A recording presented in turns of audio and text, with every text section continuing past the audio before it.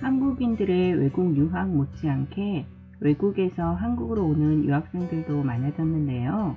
우리나라에는 과연 얼마나 많은 유학생들이 있고 어느 나라에서 많이 오는지, 그리고 문제점은 없는지 알아보겠습니다. 연도별 외국인 유학생 현황을 알아보겠습니다. 2000년에 8만 명대에서 2015년 9만 명대 수준이고 2020년 이후 15만 명대로 크게 증가하다가 코로나 발생의 영향으로 증가세가 완만해짐을 볼 수 있습니다. 그래프를 보시면 비학위보다 학위 과정의 비중이 큰 것을 알 수 있습니다. 국가별 외국인 유학생 현황을 살펴보겠습니다. 중국이 1위, 베트남이 2위이고 몽골, 일본, 미국, 프랑스, 러시아 순서인데 전체적으로 보면 중국과 베트남이 50% 이상의 비중입니다. 코로나 기간 중에 베트남이 크게 증가했고 어학연수 과정도 많은 편입니다. 이번에는 코로나 영향 확대 이전인 2021년도 외국인 유학생 통계를 보겠습니다. 중국인 유학생이 전체 유학생의 44.3%인데 이것은 2위인 베트남 유학생의 2배 수준입니다. 이 밖에 우즈베키스탄, 몽골, 일본, 네팔, 미국, 프랑스 순입니다. 코로나 발생 이전에는 중국의 편중 현상이 매우 컸음을 보여줍니다. 국내 어느 대학에 유학생이 많을까요? 2020년도 기준 12개 대학에 2,000명 이상의 외국 유학생이 있는데 경희대, 성균관대, 고려대, 연세대, 중앙대, 한양대 순서입니다.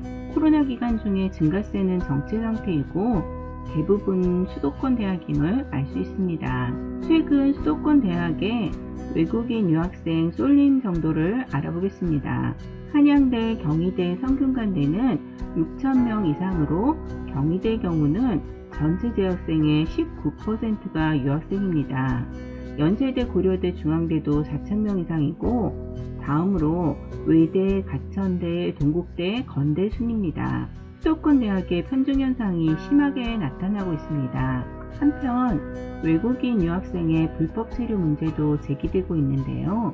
2020년에서 21년 유학생의 감소에도 불구하고 불법 체류 비율은 2배나 증가했습니다. 이로 인해 사회적으로 문제가 제기되고 있고 대학 측에서도 불법 체류자 증가로 인한 신입생 유학생 유치에 차질이 발생하고 있습니다. 불법 체류자 문제와 유학생 수호 문제가 양면성으로 대두되는 현상입니다. 중도 탈락 외국인 유학생은 전체 외국인 유학생 중에 5% 이상으로 교육의 질 저하가 우려되고 있고 유학 비자를 이용한 불법 체류도 점점 늘어나는 양상입니다. 해결 노력이 있었지만 여전히 보완이 필요해 보입니다. 유학생 관리 인프라를 강화할 필요가 있다는 전문가의 의견이 대두되고 있습니다. 한편 유학생들의 불법 체류 문제에 대해서는 유학생들에게만 책임을 지울 수는 없습니다. 학생들에게 노동을 제시한 것은 우리나라 정부와 대학, 유학원과 브로커들입니다. 유학생 유치를 위한 과도한 홍보 내용과는 달리 현실은 불법 취업이 불가피한 상황이라는 의견입니다. 외국인 유학생 선발 기준으로 학습 능력, 학업 의지, 어학시험 성적, 한국에서 체류할 수 있는 재정 능력을 평가합니다. 그런데 재정난을 겪는 대학의 경우에는 인재 양성보다는 유학생 유치 자체에 초점을 맞춰서 실제로는 학업 능력이 고려되지 못할 수 있다는 우려가 있습니다. 그럼에도 불구하고 유학생은 중요한 구성원이라고 보는데요. 지식을 배우는 학생이면서 지역에 거주하는 로컬 시민으로 때로는 필요한 노동자이고 잠재적인 글로벌 인재이며 국가 경쟁력 제고에 기여하는 초국가적 가족의 구성원입니다. 따라서 현실적인 취업 성취 여건 등이 필요하다고 보여집니다. 한국에 오는 유학생들은 얼마나 되고 어느 나라에서 오고 있는지, 풀어야 할 문제점은 없는지 자료를 통해서 살펴봤는데요.